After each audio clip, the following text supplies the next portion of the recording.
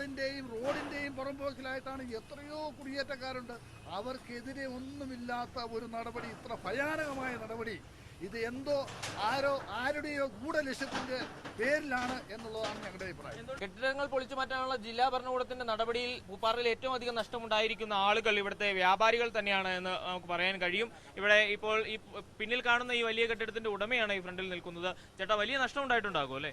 പിന്നെ എനിക്ക് ഏതാണ്ട് 1 കോടിയോളം രൂപ, അതായത് ഇത് സമീപകാലത്താണ് ഇത് പൊളിച്ചു പണിത് തന്നെ. ഈ പൊളിച്ചു പണിതപ്പോൾ ഞാൻ ചോദിക്കുന്നത്, ഇന്ന് ഈ പൊളിക്കാൻ വന്ന അധികാരികൾ ഈ റോട്ടിൽ കൂടെ പോയപ്പോൾ തന്നെയാണല്ലോ ആളുകളെല്ലാം ഈ കെട്ടിടങ്ങൾ പണിതുയർത്തിയത്. അന്നൊന്നും ഈ ഉദ്യോഗസ്ഥരുടെ ഇതൊന്നും കണ്ണും കാതും ഒന്നും കണ്ടില്ലായിരുന്നോ? ഞങ്ങൾ പടിപടിയായിട്ട് ഈ കെട്ടിടങ്ങളെല്ലാം പണിയുമ്പോൾ ഇന്ന് ഈ പൊളിക്കാൻ വന്നിരിക്കുന്ന ഉദ്യോഗസ്ഥന്മാർ മുഴുവൻ ഈ റോട്ടിൽ കൂടെ തന്നെ സഞ്ചരിച്ചത്. അപ്പോൾ അന്ന് ഏതെങ്കിലും ഒരു സ്റ്റോപ്പ് മെമ്മോയോ അല്ലെങ്കിൽ ഏതെങ്കിലും പോലീസിൻ്റെ സ്വാധീനം ഉപയോഗിച്ച് നിർത്തിയിരുന്നുവെങ്കിൽ ഞങ്ങളന്ന് പണി നിർത്തിയേനെ. അപ്പോൾ ഇത് വർഷങ്ങളായിട്ട്, കഴിഞ്ഞ 60 വർഷക്കാലമായിട്ട് ഞങ്ങളുടെ കൈകളിലിരിക്കുന്നതാണ്. ബഹുമാനപ്പെട്ട അച്യുതാനന്ദൻ കേരളത്തിൻ്റെ മുഖ്യമന്ത്രിയായിരുന്നപ്പോൾ അന്ന് ഇത് പൊളിക്കുവാനായിട്ട് ഒരു ഓർഡർ കിട്ടി. ആ ഓർഡറിൻ്റെ അടിസ്ഥാനത്തിൽ ഞങ്ങൾ അന്ന് തന്നെ ഉടൻ തന്നെ ബഹുമാനപ്പെട്ട അച്യുതാനന്ദൻ മുഖ്യമന്ത്രിയെ കാണുകയും ഞങ്ങൾക്ക് തന്നിരിക്കുന്ന ഉത്തരവ് ഇത് മൂന്നാർ ദൗത്യവുമായിട്ട് ബന്ധപ്പെട്ടാണ്, പൂപ്പാറയിലുള്ള കെട്ടിടങ്ങൾ പൊളിക്കാനല്ല, പൂപ്പാറ കെട്ടിടവുമായിട്ട് യാതൊരു ബന്ധവുമില്ല എന്നും പറഞ്ഞ് ഞങ്ങൾക്ക് തന്ന ഉത്തരവ് തിരികെ വാങ്ങിയ ഒരു കാലം ഉള്ളതാണ്. അപ്പോൾ ബുൾഡോസർ രാജ് എന്നൊക്കെ ഇടത് വലത് മുന്നണികളൊക്കെ പറയുമ്പോഴും ഇവിടെ നടപ്പാക്കുന്നത് ഈ ബുൾഡോസർ രാജ് തന്നെയാണ്. ഇതിനെതിരെ ഒന്നും പ്രതികരിക്കാൻ ആളില്ല. അതായത് ഇത് ശരിയാണോ തെറ്റോ, കോടതി ഉത്തരവായിക്കോട്ടെ.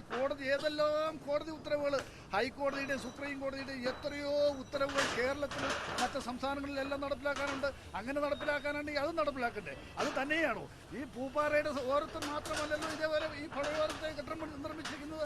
റോട്ടോരത്തിൽ കെട്ടിടം നിർമ്മിച്ചിരുന്ന എറണാകുളം, മൂവാറ്റുപുഴ, കോതമംഗലം, മൂന്നാർ, വണ്ടിപ്പെരിയാർ, ഇടുക്കി, ഈ പറയുന്ന പ്രദേശങ്ങളിലെല്ലാം റോഡ് സൈഡിലാണ് ഇത്രയും കെട്ടിടങ്ങളും കച്ചവടക്കാരും നിലനിൽക്കുന്നത്. അതുപോലെ തന്നെ ആറിൻ്റെയും റോഡിൻ്റെയും പുറംപോക്കിലായിട്ടാണ് എത്രയോ കുടിയേറ്റക്കാരുണ്ട്.